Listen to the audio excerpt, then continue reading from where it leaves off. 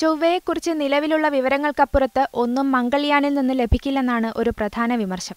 മംഗൾയാനിൽ നിന്ന് ISRO പ്രതീക്ഷിക്കുന്ന വിവരങ്ങൾ ഇപ്പോൾ തന്നെ അമേരിക്കൻ ബഹിരാകാശ ഏജൻസിയായ നാസയുടെ വെബ്സൈറ്റിൽ ലഭ്യമാണെന്നും വിമർശകർ ചൂണ്ടിക്കാട്ടുന്നു. PSLV ഉപയോഗിച്ച് വിക്ഷേപിച്ചതുകൊണ്ട് ഭാരം കൂടുതലുള്ള മെച്ചപ്പെട്ട ഉപകരണങ്ങൾ മംഗൾയാനിൽ ഘടിപ്പിക്കാൻ കഴിഞ്ഞിരുന്നില്ല. നിലവിലെ ഉപകരണങ്ങൾ വഴി ലഭിക്കുന്ന വിവരങ്ങൾക്ക് കൃത്യത കുറവായിരിക്കും. GSLV ഉപയോഗിക്കുകയായിരുന്നു കൂടുതൽ അഭികാമ്യമെന്നാണ് വിമർശകരുടെ വാദം. ചൊവ്വയ്ക്ക് ചുറ്റും ദീർഘവൃത്താകൃതിയിലുള്ള പഥത്തിൽ സഞ്ചരിച്ചാണ് ചിത്രങ്ങൾ പകർത്തുന്നത്. ഇതുകൊണ്ട് തന്നെ മംഗൾയാൻ പകർത്തുന്ന ദൃശ്യങ്ങൾക്ക് വ്യക്തത കുറവായിരിക്കും. ചൊവ്വയിലെ മീഥെയ്ൻ സാന്നിധ്യം കണ്ടെത്താൻ മംഗൾയാനിലെ മീഥെയ്ൻ സെൻസറിന് കഴിയില്ല എന്നതാണ് മറ്റൊരു വിമർശം. ചൊവ്വയിൽ ജീവൻ കണ്ടെത്താനുള്ള ശ്രമം നാസ പോലും ഉപേക്ഷിച്ചിട്ടും ചെറിയ സംവിധാനങ്ങൾ ഉപയോഗിച്ച് അതിന് ശ്രമിക്കുന്നത് അബദ്ധമാണെന്നും വിമർശകർ പറയുന്നു.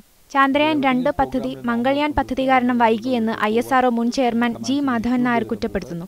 ചുരുക്കത്തിൽ, ഒരു ഗ്രഹാന്തര ദൗത്യത്തിൽ വിജയിച്ചുവെന്ന കാരണം കൊണ്ട് മാത്രമാണ് ഇന്ത്യയുടെ ഈ ദൗത്യം അഭിമാനകരമാകുന്നതെന്നാണ് മംഗൾയാൻ വിമർശകരുടെ നിരീക്ഷണം.